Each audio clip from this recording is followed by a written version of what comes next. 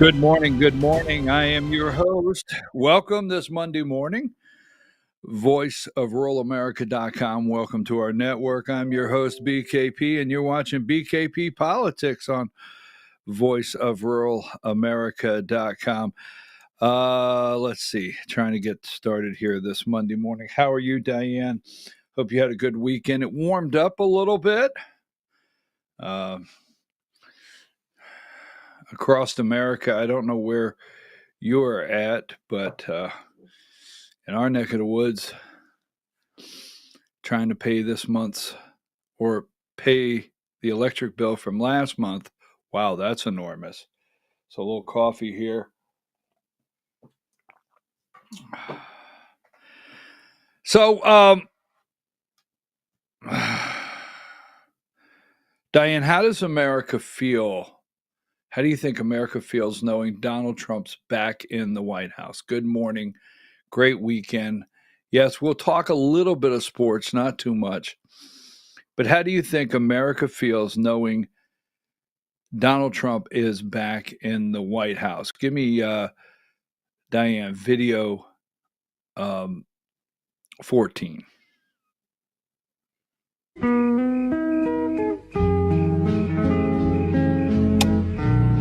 Good. So are you are you sleeping a little better knowing Donald Trump's back in the White House? Some of you are upset about the Middle East. Some of you are upset about some things happening concerning foreign policy, and it is something definitely we must get into. I regret to say I don't know if we'll have time today because we are America First here, and I'm trying to focus first and foremost on a whirlwind of Trump activities last week, what they mean to us. Give me number 84. So I'm watching TikTok videos. I know you don't like it. They're scraping all of my data and the Chinese and so forth. But anyhow, they're on TikTok. There's an enormous amount of great Black American patriots that are doing videos. And over, I kept hearing these people say Trump was popping. Things were popping. I was like, whoa, okay, I'm going to have to go. Poppin' is a slang term that means something is awesome, popular, or fresh. It's especially common in the U.S. Black slang. So we're rolling out some U.S. Black slang this morning. Things are popping, baby. They are popping. So go ahead and take that down. I had to do it. So, Trump is keeping his promises, and we will. Again, I know I can just feel it. Some of you are very upset about the comments made concerning moving Palestinians to Jordan and other areas, Egypt and Jordan. There's several things to be concerned about there, and we'll try to discuss some of that today. So Trump goes out 76. He goes out to California. Let's start with that. All right. So we have the whirlwind of everything that took place last week. And I've said this jokingly. I said it jokingly. I couldn't take any time off last week or take a break not knowing what he would do next. I mean, this guy could put out a text concerning tariffs at 4 a.m., 11:59 p.m., you name it. So, but Friday, the guy gets up and he goes to North Carolina, California, and then to Vegas.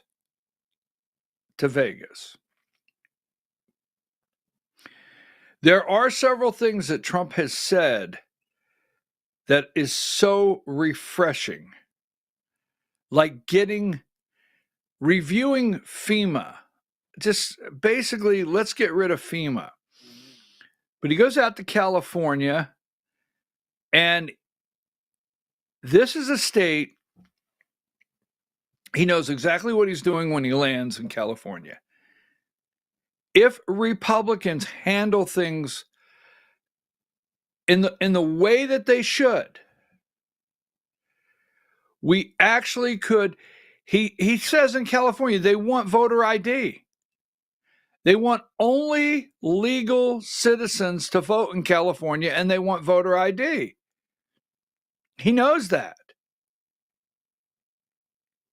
We could actually turn California Republican, and it could happen. That's why Gavin Newsom, the governor of California, showed up.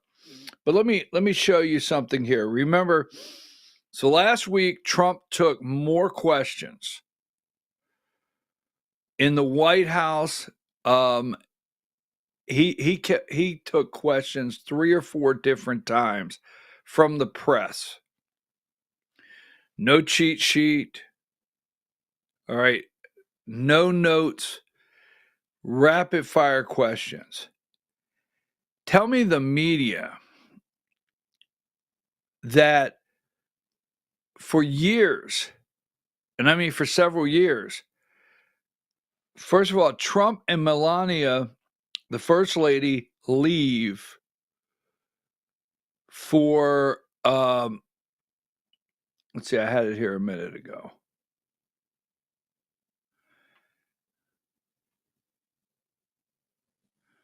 Give me video 23.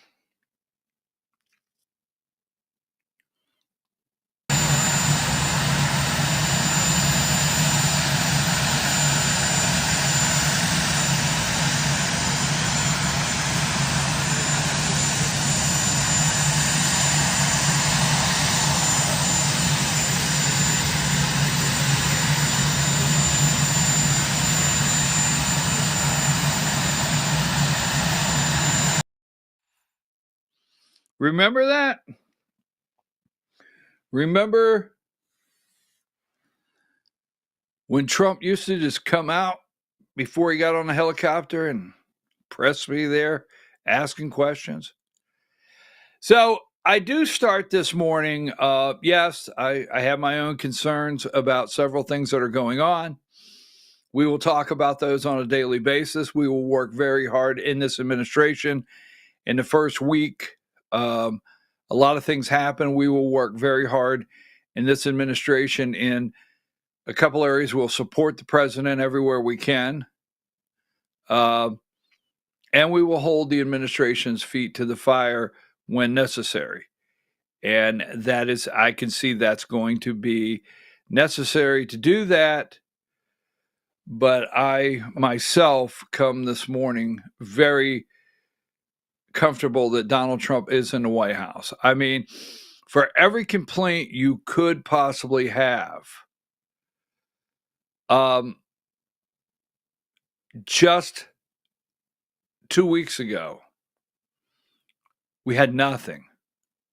We had absolutely nothing. I mean, this is not a joke. When Biden left the White House for the helicopter, Jill was concerned, did he put on his pants? And that's not a joke, okay? So with that being said, he goes to North Carolina. He promises the people there that he's going to get things turned around, straightened out. It was just amazing what he did in North Carolina. On to California. And he looked at Bass. How many of you watched the press conference there and the roundtable? And the mayor of LA, he looked at Bass And she said, "Well, we think you can go back in, maybe start looking through your property in about a week." And Trump said, "No, no, why not tonight? Let the people go in tonight. It's their property." Trump called them out because what they want to do is, yes, they want FEMA, and yes, they want government agencies, and yes, they want their high dollar prevailing wage contracts to go through their friends to clean up these areas. Oh yes, they want to handle it so they can funnel the money through and to the people they choose. And Trump called her right out. Gavin Newsom, he meets Trump at the airport. He's not expected to. All right. He's not expected to meet him there, and he does. He knows. He knows Trump is popular in California. No matter what Newsom says, no matter how many times Gavin Newsom and the rest of the people in California say global warming, they know how popular Trump is in the state, how many people like Trump in the state of California. They know they rig elections in California. They know if he was to get voter ID, accomplish that, and only citizens vote in California, they know that. And right now, I think Donald Trump is the only thing separating him from a recall in California. Trump had the nerve to go to California, look all of them in the eye, and say, look, you got rid of your insurance companies, your crazy regulations, the crazy things you do. Your insurance companies left just days before these fires. Left California. You have water. You don't turn it on. And you're holding these people back from going into their property and starting to clean up. They'll have dumpsters there. Now, the one thing I really like about his discussion on FEMA, and we have to get to Colombia and the concern you had about coffee overnight. Number 77, Trump signs executive order to examine FEMA overhaul. FEMA is an agency that was created by Congress. I don't think he can just end it, but he really wants to. He wants to get rid of it. He wants to give it back to the states. And they were like, well, Mr. President, what about states like Mississippi or a small state like Rhode Island? He said, the people from all over the country. In North Carolina, tractor trailer loads of material, people bringing trailer loads. Everywhere I went in North Carolina, every church parking lot that had supplies, water, clothing, anything and everything. It wasn't from the government. It was from people out of their own pockets, churches coming together. Let the states take care of themselves. Send them federal money to help. I agree with that wholeheartedly. But again, they can't let the states take care of themselves, because then they can't steal the money. It's always about they could steal the money. So, all right, what a whirlwind. Wonder what he will do today.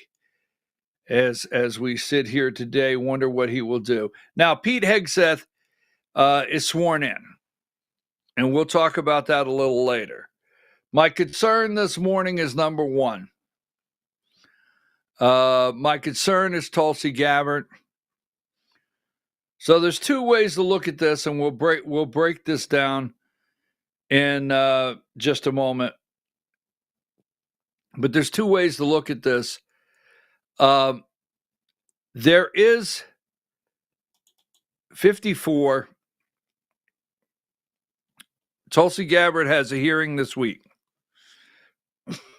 So, confirmation hearings this week.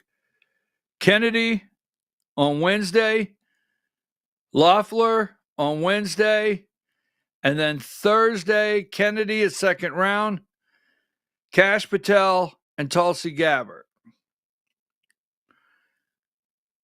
The fact that they have her scheduled says to me that Trump said, no, I'm not pulling her name for consideration. Have the hearing, and let's go from there. I do believe the 50-50 tie on Hegseth and J.D. Vance having to cast the tie vote, the tie-breaking vote, was a message. Hey, you need to pull Tulsi Gabbard. And it does not look as though Trump's going to, but she is the one that I really think Kash Patel's going to get through. But I do know between Tulsi Gabbard and Kash Patel, those are the two they really want to stop. Tom Homan set them straight this week. Because what I want to do is I'm going to take a break. We're going to come back and we're going to talk about going into schools and churches. Let me tell you something.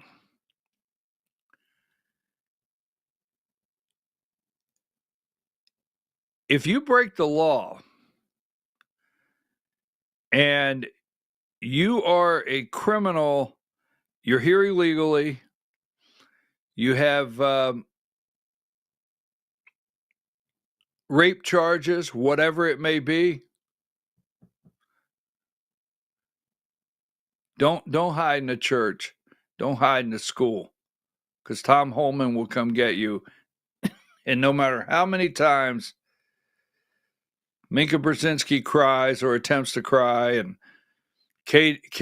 all the weirdos over there on MSNBC cry, and CNN and Anderson Cooper, no matter how much crying you do, the American people want our country cleaned out. Columbia said, I thought this was interesting. Yesterday morning, Tom Homan is on, where was he at? Was he on ABC? Yeah. And yesterday morning, Tom Homan's on ABC, and Martha Raddatz asked him this question. Because we have used, the first time ever, we've used military planes to load these people up and get them out of here. And Columbia said, no, you can't land your planes.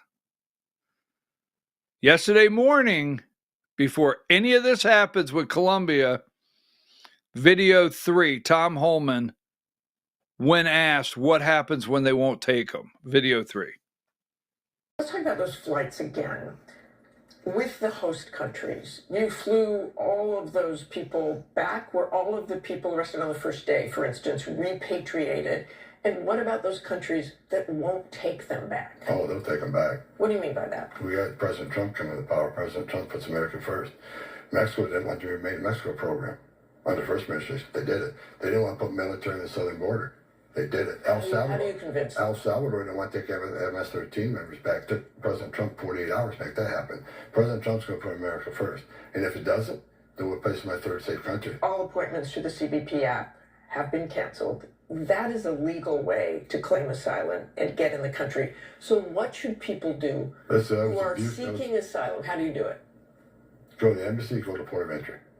Do it the legal way. You shouldn't come to this country and ask to get asylum, and the first thing you do is break our laws by entering illegal. So tell me what So what happens when they won't take them back? Oh, they will. Oh, they will. Yesterday, Columbia said they would not take back the ones we sent down, 2 plane loads. Trump immediately let Columbia know what could and would happen and started putting some things in motion immediately. What did Tom Holman say? What happens when they say they won't take them back? Oh, they will. And they are. Give me, because we're going to come back and we're going to focus on that first and foremost and finding the children. Last week, give me number 37. Oh, they're in Chicago. They're in Chicago. They're in Colorado. They're in Atlanta. Trump administration immigration crackdown, total arrests since Trump's inauguration, 2,681 last week, and number 40, 956 alone on Sunday. Why Trump was playing golf, they arrested 956. So we're also going to talk this morning about, give me number 99. If you're out there in America, we have a Georgia House Speaker, John Burns. He must resign. He must resign. You know, when something happens, folks, I always look for what did we solve? Okay. What did we solve? What did we accomplish? And because, you know, if it's a political stunt, you know me, I stay away from it. I look for what did we solve? What can we get out of this? Did we accomplish something? And number 99, John Burns. Thank you, Diane. I know I sent those over late, and I appreciate that. He's the Georgia House Speaker. He must resign. He must resign. Now, no matter 101, and I'm going to give you the reasons why. And it's not just that day, case in point. All right. Now, this is Keith Williams. He is claimed to be chief counsel for Georgia House Speaker John Burns. And this is him, bear hug. You can't mistake it. And now law enforcement has the right, if Colton Moore, State Senator Colton Moore, was entering the doors, law enforcement has the right to stop him and say no. Law enforcement has the right to physically restrain him. They do. But if you noticed, it wasn't law enforcement until this happened. This guy right here is the one that restrained Colton Moore, Keith Williams. He must resign immediately. So we're going to talk about that, but it's not just that day right there in question of why John Burns must resign, and we can accomplish something. This right here, I had someone say this to me, and I got to go.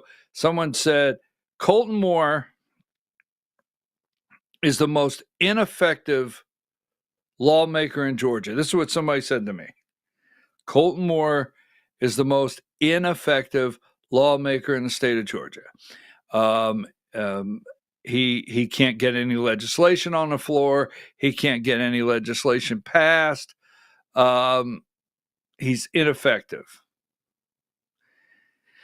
If what happened last week could result in John Burns' resignation, maybe a sweeping change in the Georgia State House,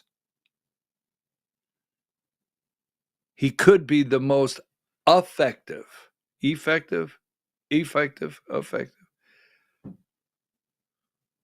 could be the most effective. I don't know. Which one is it? But he may have opened the door for the best change that could be made in the state of Georgia. We'll go through that at 10 o'clock. We're going to go through that much deeper on why John Burns should resign. All right, so we're going to take a break. I like this one here, number 75. New tariff in town. What really happened at Columbia? And yes, later in the show, I know you don't like to start out with sports, but it was a first down. It was a first down. Once again, the officials wearing Kansas City Chief uniforms. Once again. Take a break.